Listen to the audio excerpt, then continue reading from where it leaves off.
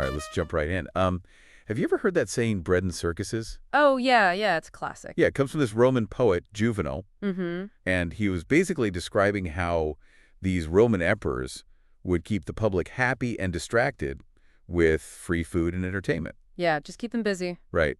It makes you wonder, though, right? Like, are we getting our own version of circuses these days?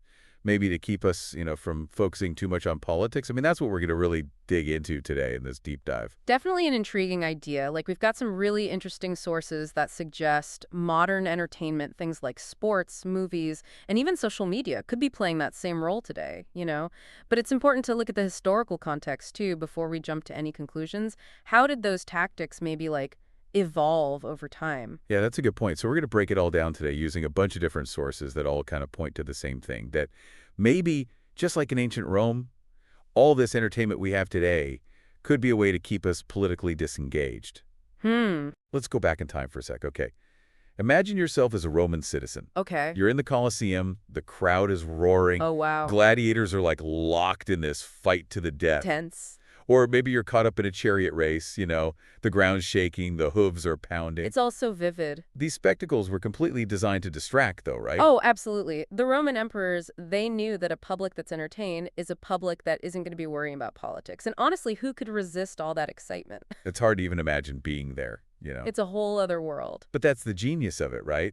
While everybody's busy cheering for their favorite gladiator or charioteer, what's happening behind the scenes? Well, emperors are probably passing laws people wouldn't be happy about, raising taxes, consolidating power, you name it. The public's too caught up in the spectacle to notice. It's crazy how relevant those ancient tactics seem today when you think about it. I know, right? Like, we've got our own versions of those massive spectacles now with modern sports.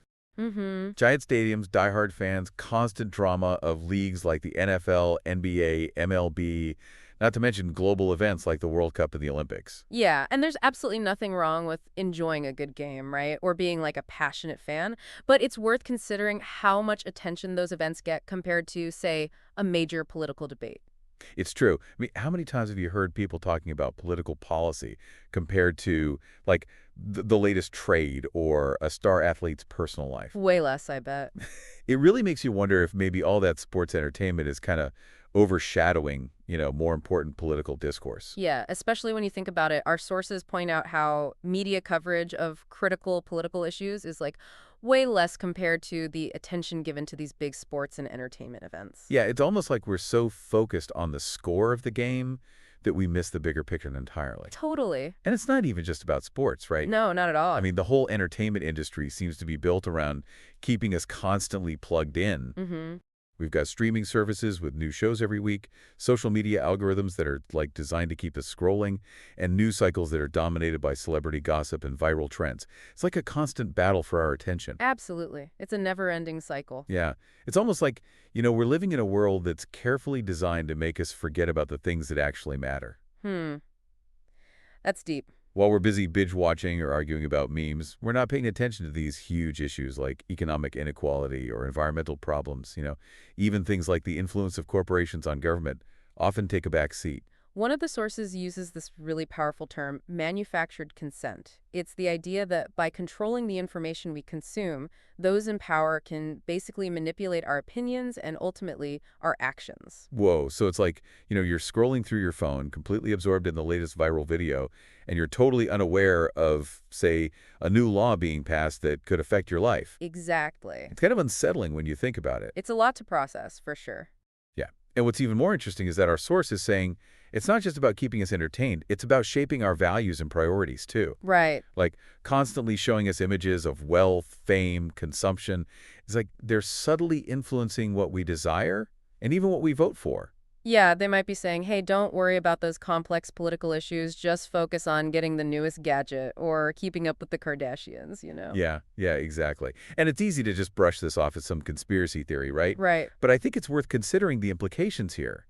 If we're not choosing what we pay attention to, we might be unknowingly supporting a system that benefits a select few at the expense of everyone else. Yeah, it's a good point. So if this whole distraction machine is real, who exactly is benefiting from it, right? Exactly. Is this just some side effect of us being, an entertainment-hungry society? Or is there something more deliberate going on here? That's where things get really interesting, you know? Let's follow the money trail and see who might be pulling the strings behind the scenes. Let's do it. All right. Okay, so we've established that we live in a world of constant distractions. Mm-hmm. But who's really benefiting from all of this? Yeah, it's a good question, right? Like, media companies, they're definitely making a profit by keeping us glued to our screens, right? The more we're watching and clicking and scrolling, the more ad revenue they generate. Okay, so it's not just the money they're making directly from us, right? Exactly. It's more about the influence they have, you know? They can shape narratives, they can promote certain ideologies, they can even influence political campaigns.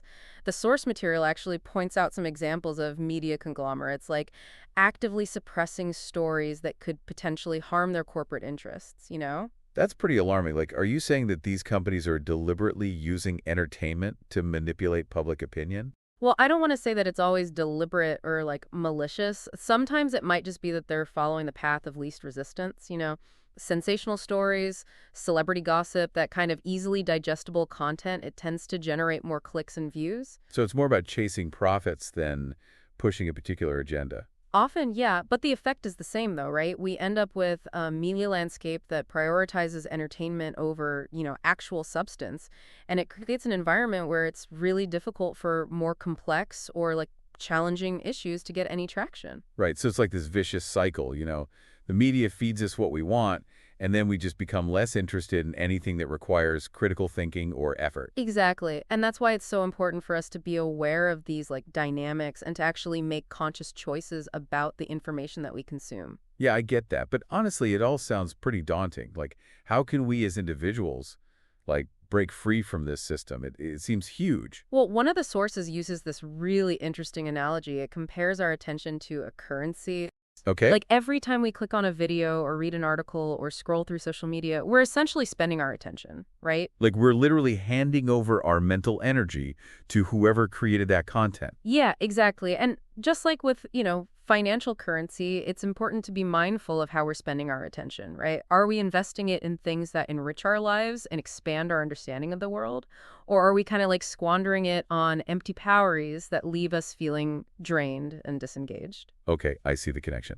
So instead of mindlessly scrolling through social media for hours, we should be more deliberate about choosing content that aligns with our values and interests. Exactly. And it doesn't mean you have to give up entertainment altogether. It's about being more conscious of the choices we make and being willing to like step outside of our comfort zones a little bit. Okay, so instead of just watching whatever's trending on Netflix, we could maybe seek out documentaries or independent films or even educational content that might, challenge our perspectives. Totally. It's about diversifying our information diet and making sure we're not just consuming the same type of content over and over again, you know? You know what? I'm totally guilty of getting stuck in those, echo chambers, especially online. I tend to, gravitate towards news sources and social media groups that already reinforce my existing beliefs. It's comfortable, but I guess it's probably not very helpful in the long run.